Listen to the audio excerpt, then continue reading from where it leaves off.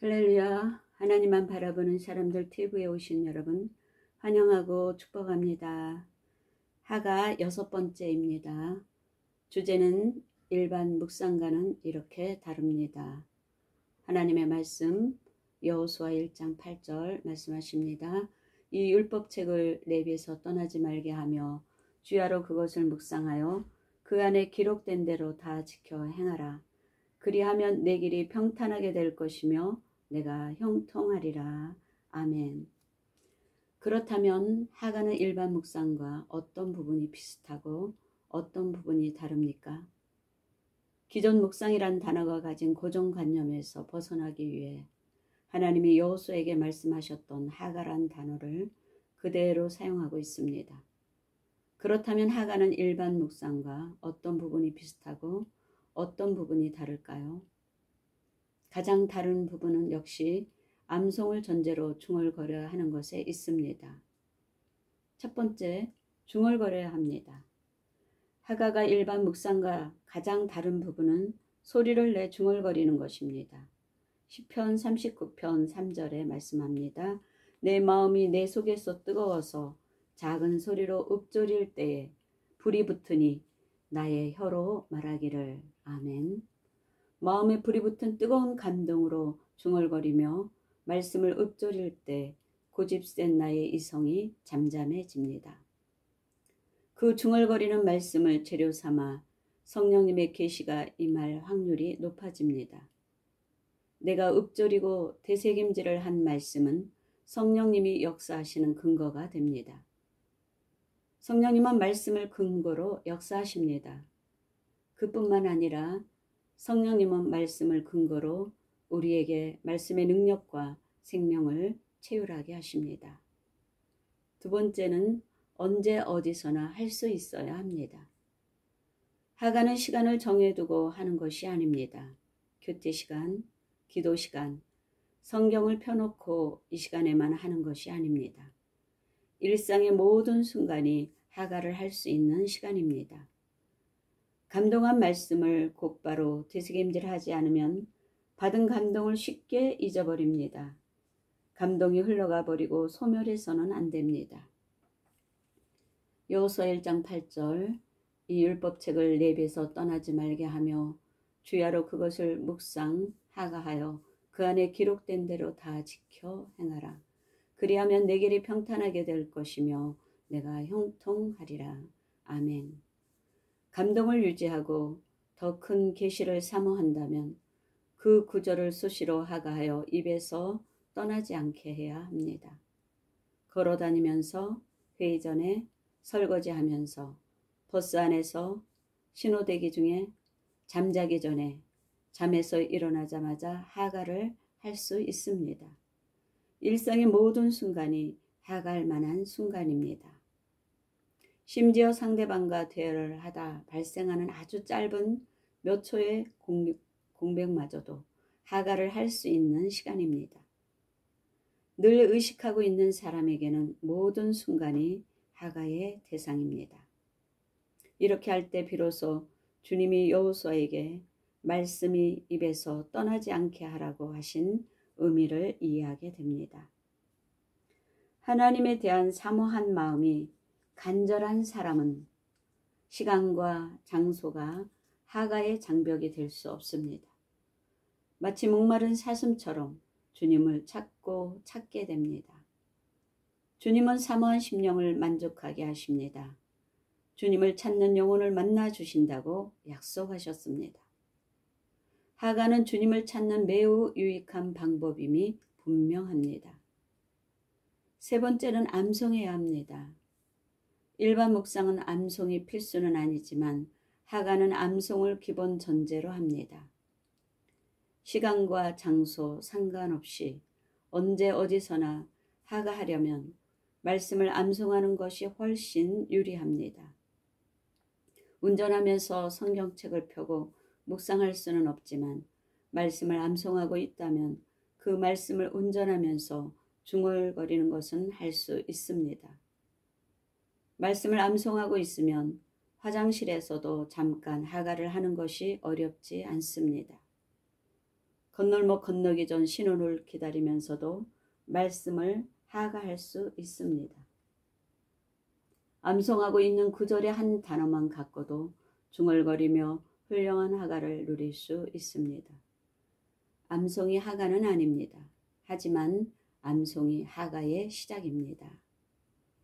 이스라엘 백성은 이 암송을 통해 토라 말씀을 세대에서 세대로 전했습니다. 암송은 하가에 있어 매우 중요한 시작 지점입니다. 주 예수님은 하가란 단어를 이미 알고 계셨습니다. 일상 속에서 혼자 말씀을 중얼거리고 계신 주님의 모습을 상상해 봅니다. 늘 말씀을 소중히 여기셨습니다. 말씀과 함께 사셨던 주 예수님이 공생의 시작 전 마귀의 시험을 받습니다. 이때 3번 모두 신명기의 말씀을 끄집어 올려 마귀를 물리치셨습니다. 마귀 공격이 있을 때 성경책을 펴가며 말씀을 찾지 않으셨습니다. 주님은 평소 하가하시던 말씀으로 암송한 말씀으로 마귀를 물리치셨습니다. 말씀을 암송하고 있다면 어떤 특정 상황에서 성령님이 적절하게 꺼내 사용할 수 있는 강력한 도구가 됩니다.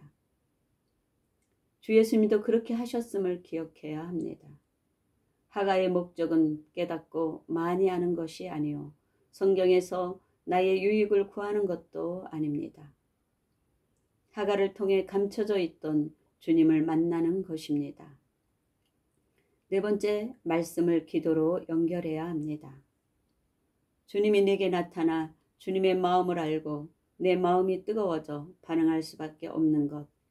모든 시작이 주님으로부터 말미암기를 갈망하는 이 마음. 이것이 하가를 하는 이유입니다. 일상의 삶에서 말씀을 수시로 중얼거리다 보면 어느 순간 하가하는 말씀을 통해 하나님의 마음이 훅 들어올 때가 있습니다.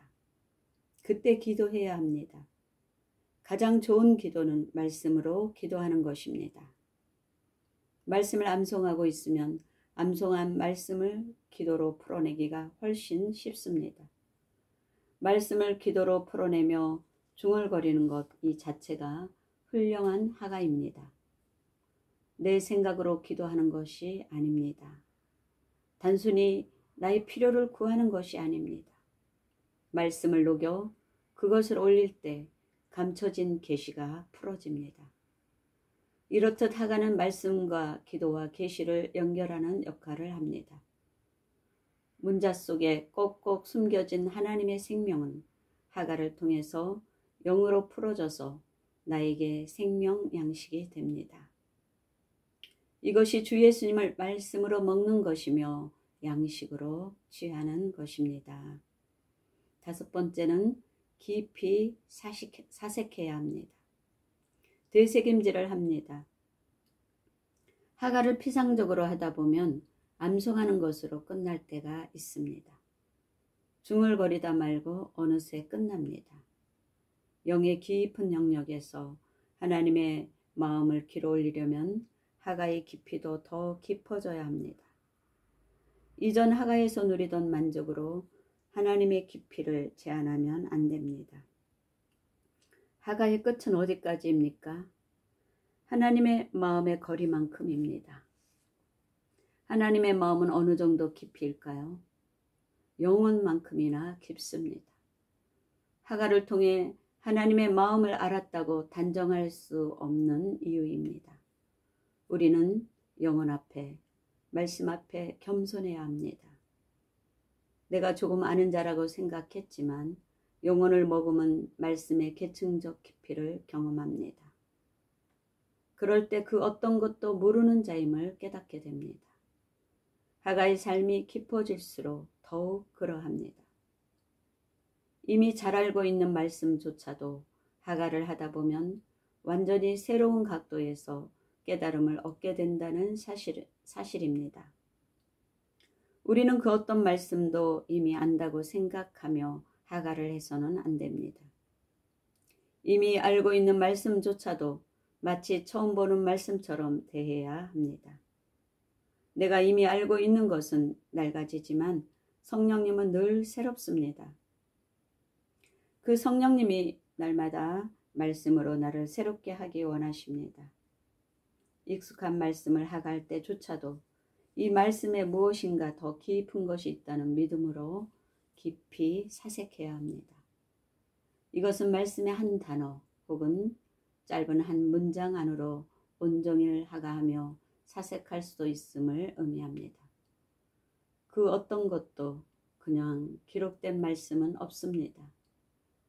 이미 안다고 생각한 것에 더 깊은 보물이 숨어 있을 수 있음을 의식해야 합니다.